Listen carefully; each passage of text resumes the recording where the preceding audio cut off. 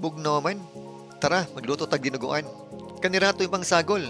Sibuyas, luya, ahos, tangad, sili.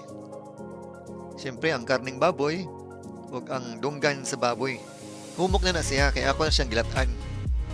So, diretso ta. Tantang mantika, dayon ang ahos. Isunod na to ang sibuyas, dayon ang luya, human ang baboy. Paspasan na to. Tanga na to og paminta, dayon ang patis.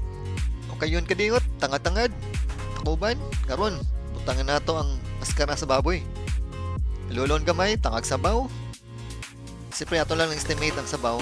Kung asa taman gusto mo latok, di gamerang sabaw, pero gusto mo na sabaw jud, bayan-bayan tubig, karon bukal na.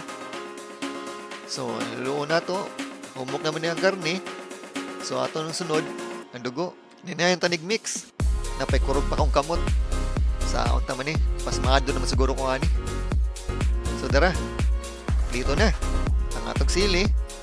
Dayon, takuban na to, ug luto na. Tilawan na tani. Sus, kalami biyani. Sakto kay ni sa gibugnawon. Pusan pa namog sili. Mag-asasog yung ba ni. Thank you sa tangad, Boss Joseph Arnaiz. Back,